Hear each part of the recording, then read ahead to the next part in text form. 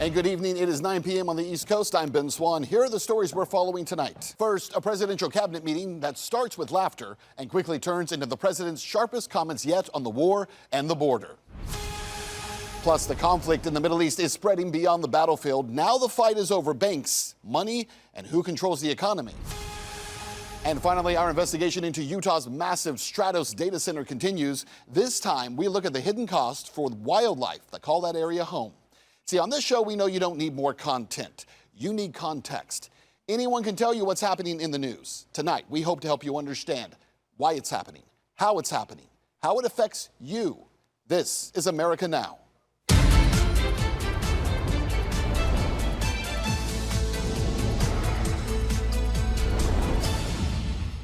And how about we start tonight with a little bit of history, because tonight, for the first time ever, a presidential cabinet meeting broadcast live from Camp David. Not the Oval Office, not the White House, the presidential retreat, where some of the biggest decisions in American history have been made. And before the policy, before the questions, President Trump had the entire room laughing. Watch this. United States government, this is a talented group of people. Let's see, I'll go one after another. Yeah, it's a couple of steps, but that's okay. All right, but once those jokes were over, the conversation turned pretty serious. Trump pointed to that mass migrant surge into Spain's North African enclave of Ceuta. You know, I saw Spain yesterday, and I watched the catastrophe that took place. It looks like an invasion of a country by hundreds of thousands of people. And that same thing's going to happen to us if the Republicans don't get elected. We showed you that video in our newscast yesterday. Tens of thousands of young men storming the beach there, taking over that city. You know, the president said there, that same thing is going to happen to us if Republicans don't get elected. Now, whether you agree with that prediction or not, the images coming out of Spain have forced a global conversation about borders, about sovereignty, about whether or not governments are prepared to respond to mass migration. Here's the thing. Trump's warning did not stop at the border. He was also asked about Ukraine and whether or not the United States should continue sharing some of its most advanced military technology. Listen to this. But you have to be very careful. Now, we have not agreed to that. We're talking about it. But it's a hard thing to give away that kind of technology.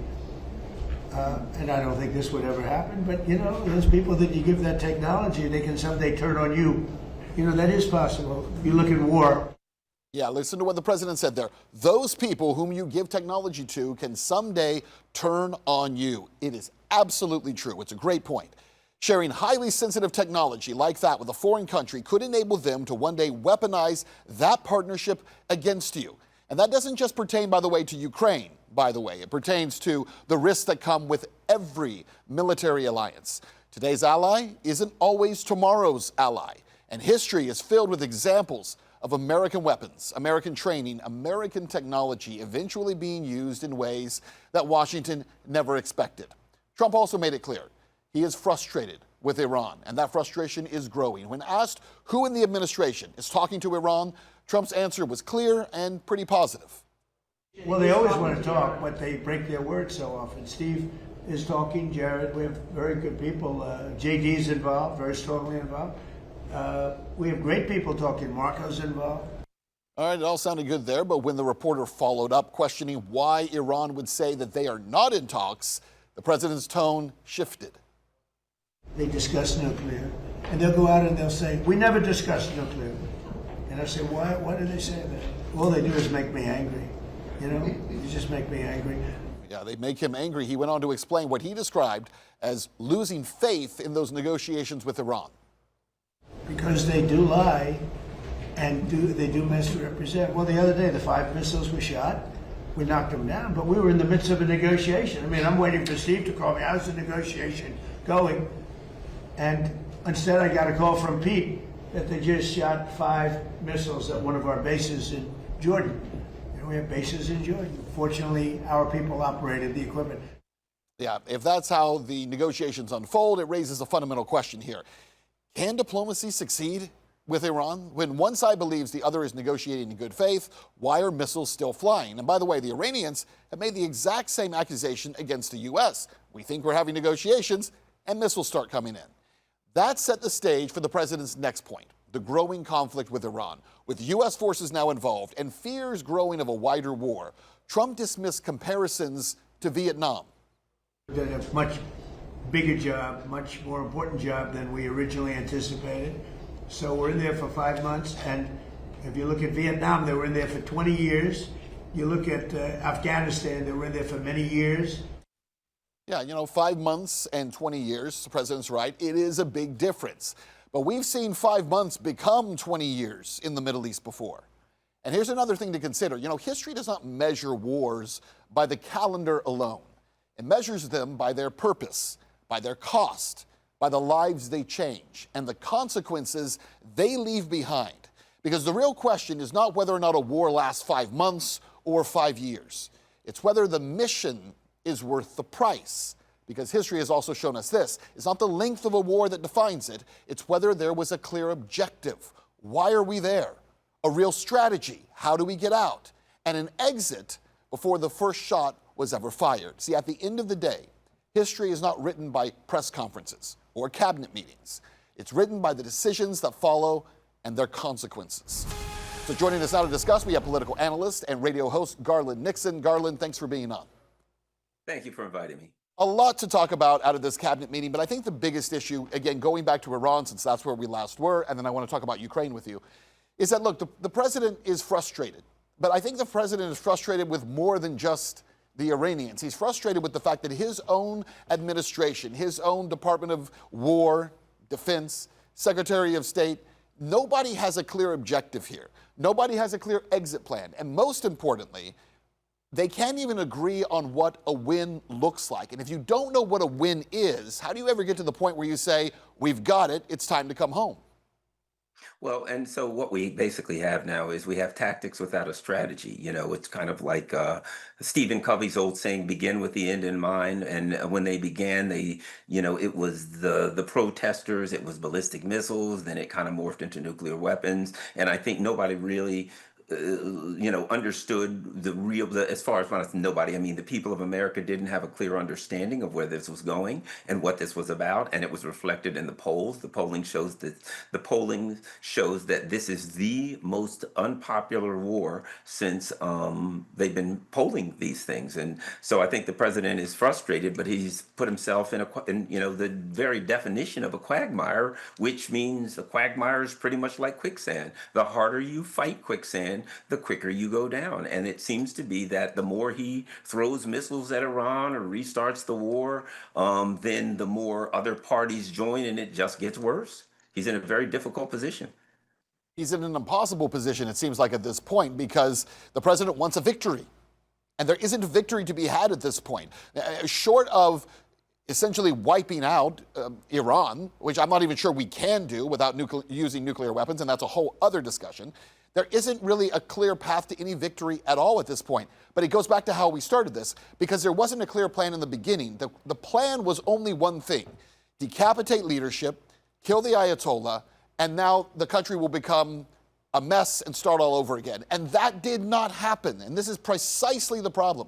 When that does not happen, when now you have essentially shot your entire plan, we'll use that term, you've shot your entire plan in one moment and said, we thought it was going to go this way, it didn't go that way, so now we're going this way.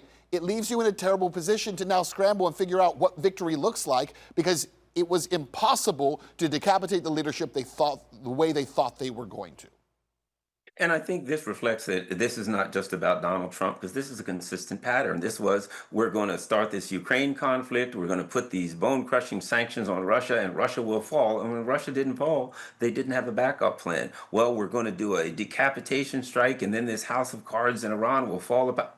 Same thing, it didn't fall apart. And now they don't have a backup plan, and they can only react to things. Now we're seeing tactics. But as Sun Tzu said, tactics without strategy is the noise before defeat.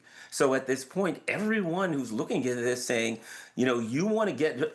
It's obvious that Donald Trump wants to get out of this, but he wants to get out of this with a victorious narrative. He wants to be able to walk away and say, I did this and I'm won. Well, not only is there no way to get out with a victory, there's no way to get out and even create a narrative that you did anything other than lose, because any way you walk away, Iran has the Straits of Hormuz and they will never give it up out of their clutches. They got a white knuckle grip on the Straits of Hormuz, and any way you leave that they have the Straits of Hormuz is a loss, because they didn't have it when you came in. Yeah. And there's just no way to fix that. I want to talk to you also about Zelensky, right? So he had a very tough week. So Zelensky comes to Washington. He goes to Lindsey Graham's funeral. He comes to see the president. Nobody greets him at the airport. I think his own pilot had to say hi to him. He then shows up at the White House. They made him take the side entrance on the way in. They make him take the back door on the way out. He has a couple of things he asks for in this meeting with President Trump. He asks, again, for the licenses to build Patriot missiles. Now the president has walked that back. We heard that soundbite a minute ago. The president's saying, no, we're probably not going to do that. So that's a big problem. Second thing is, he goes and asks for Elon Musk, the president, to encourage Elon Musk to let him use Starlink to strike targets deep inside Russia. The answer to that was no. And then he asked for a meeting with Elon Musk, and Elon said, kick rocks. I'm not interested in talking to you. He goes back now, and it's been a mess. The only thing he has going for him right now is Laura Loomer. And if that's the best you've got right now, I think you're in a pretty tough place.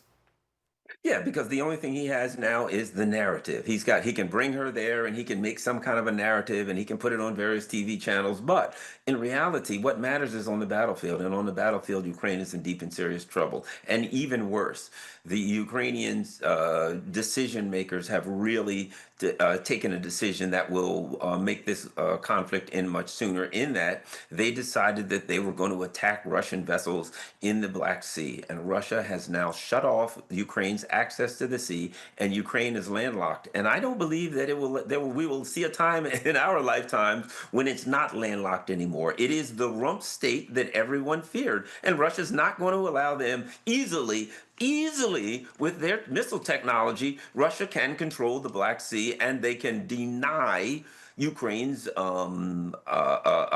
access to the sea. And I think the Trump administration and other people are kind of looking at it saying, you know, we got bigger fish to fry, and buddy, you are in deep and serious trouble. We can't bail you out of it. I think there are people that kind of want to kick him to the side. The Europeans may not want to, but I think there are people, a number of people in the Trump administration who want to get, who view Zelensky as a burr under their saddle more than anything else. I think that's true. You know, you mentioned cutting off the route to the sea. Taking Odessa does much more than that, though, as you know. It prevents weapons from being able to be brought into the country. It prevents grain from coming out of the country. I also saw late today that Russia has destroyed 200 gas stations on the highways that are used for refueling. There is a very, very serious tactical move being made by the Russians right now that's being missed. I think we're going to see it all play out in the next probably 8 weeks or so, but we have to wait and see. Garland Nixon, great to have you on. Thank you so much.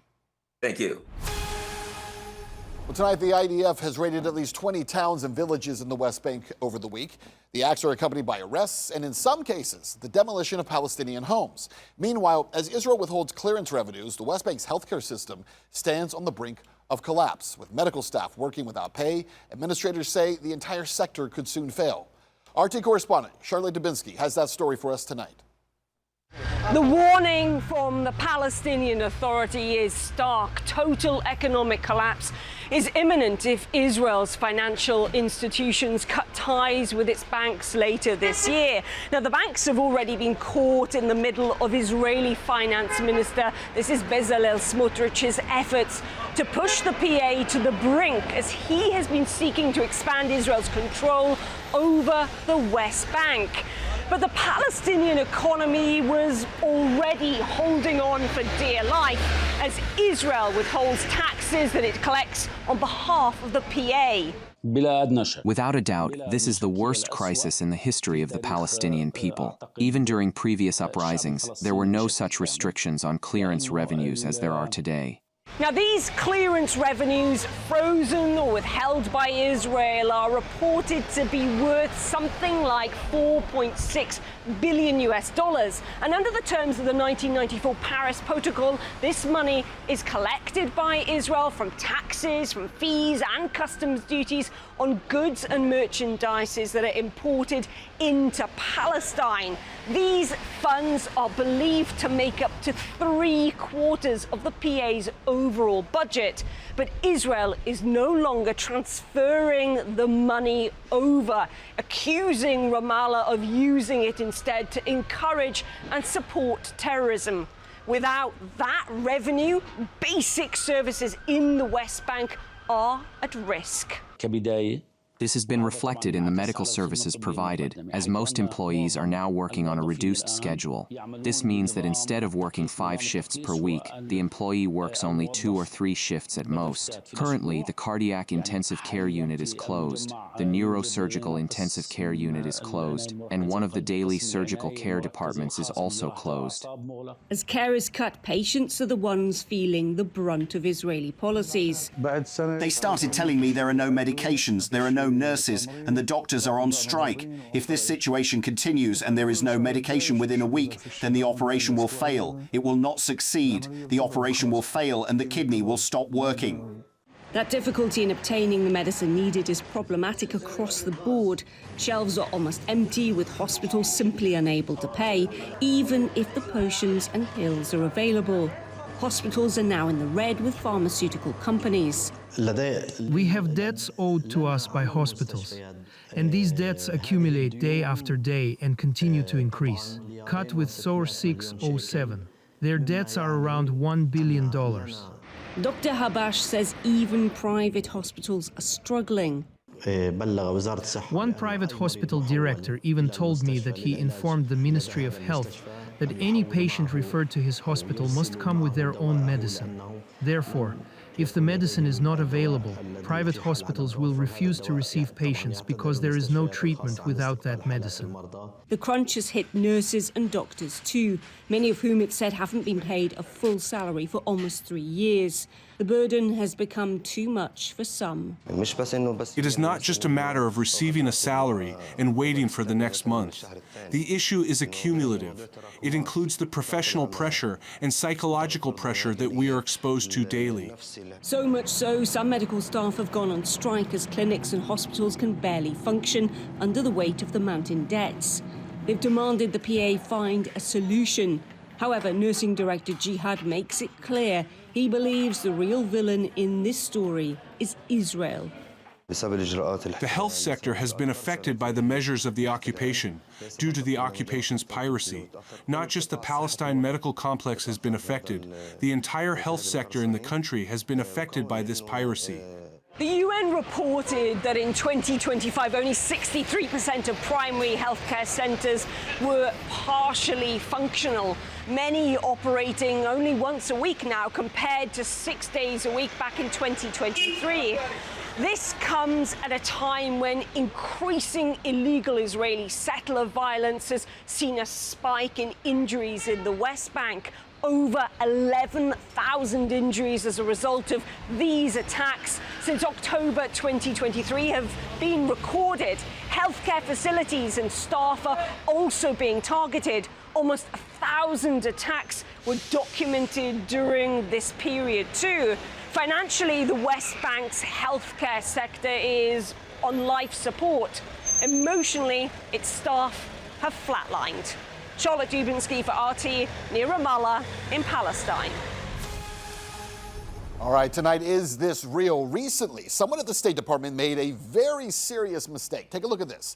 During a presentation at a global conference in Brazil, a U.S. government map of Africa mislabeled 6 of the continent's nations. The map was so bad that the countries on the map did not even show the boundaries of any actual existing countries. Like, who made this thing? Maybe it was AI. So we were curious how bad it actually is at the State Department. Does no one there even know where these countries are? How did this get through? So we sent a reporter to Washington, D.C. to see how many people outside the State Department office could successfully locate those countries, the real ones, on a map of Africa. Take a look at this. South Africa. This map of Africa, how many countries do you think you can name? Probably almost all of them. Let's try. Yeah, no. I don't think so, but... You could do a few. Okay, that one's Egypt. There we go. That one's Madagascar. That's good. What about South Africa? That one should be... Okay, yeah, that's true. South Africa's down there. I should know, but I don't know if I know that. Well, at least I can spot out Nigeria on here. Okay. All right. So that's Nigeria. Okay. All right. What else you got? Right next to Nigeria should be Benin. That's it. That's all I got. Algeria, Morocco, Western Sahara, Mauritania, Nigeria, Ghana, Togo, Benin. I could keep going on. South Africa. South Africa. On this map, to be honest, I do not know where that is. How about Egypt? Egypt. Egypt. That right over there. Close enough? Right over there? Yeah. Okay. Allora, English, Egypt. poi c'è la Libia, che non so, Libia, Used to be Italy. la Tunisia, ok, questa è l'Algeria, Marocco, oddio quello non lo so sinceramente, Poi so che c'è allora la Costa d'Avorio che è la... Come si dice Costa d'Avorio? South Africa, poi c'è la Madagascar, l'Angola, il Burundi. Don't do this to me. No. I mean, I can, but no. No, don't do this to me. You know a few, I'm sure you do. I do, but then I don't at the same time. Just give it a shot. No. I'm like looking at What about South Africa? That's not too hard. yeah, but it's one of the countries in the South. It's not just all of the South. Egypt. You know Egypt? I do know Egypt, but now see, yeah, no. Without any names, I can't. It's like, okay. I'm up here like Egypt, I'm thinking Sudan, I'm thinking Nigeria, and I'm up here like, yeah, now I Well, can't. at least you know the names of them. Oh, well, yeah. Yeah, and I want to say South Africa. Isn't that over more this way? there, Yeah, yeah. right? Yeah. I want to say maybe that one or that one. It was all those people from outside the U.S. who were the ones who were able to find them. Multi-millionaire Kevin O'Leary, billionaire Kevin O'Leary, is back in a controversial Stratos data center project in Utah. We've been telling you about this story, right? This site is going to occupy some 20,000 acres in Box Elder County. Local residents very concerned about so many things here, the water and including the ecological impact of the data center on wildlife. American Now's Elizabeth Lane reports. The proposed data center in Box Elder County has been promoted as a project that could transform Utah into a global leader in artificial intelligence. Supporters point to jobs, investment, and technological leadership. But for many Utahns, those promises are overshadowed by a growing list of environmental and public health concerns that remain unanswered. Whether the project ultimately proves beneficial or harmful, one thing is clear. A development of this scale deserves extraordinary scrutiny before construction even begins. The Great Salt Lake is already facing one of the worst ecological crises in its history. Developers have stated that the project will rely on advanced closed-loop cooling system and transferred agricultural water rights. However, many residents, scientists, and environmental groups argue that these claims have not been backed by publicly available engineering studies or long-term operational data. The Great Salt Lake is far more than just a body of water. It supports millions of migratory birds, unique wetlands, and an ecosystem that affects the health of the entire Wasatch Front. We spoke with farmers, scientists, and other experts about potential health and environmental impacts of data centers. Despite their different backgrounds, they all raise the same concern. There is a serious lack of independent research into how data centers may affect both human health and the surrounding environment. So Utah's future, for one, should not be an experiment. And I do support innovation, bringing jobs to Utah. I support America being the country that leads the world in artificial intelligence. But none of those goals should come at the cost of the people who live in Utah, and especially the environment that future generations are going to inherit. Some state leaders even had to resign and were not even picked afterwards. So that kind of shows that we do have power. Yeah. We just need to be activists out there and actually take action versus just talk. Scientists have repeatedly warned that declines in the Great Salt Lake threaten wetlands, migratory birds, local ecosystems and air quality. And air quality has already been a huge problem in Utah specifically.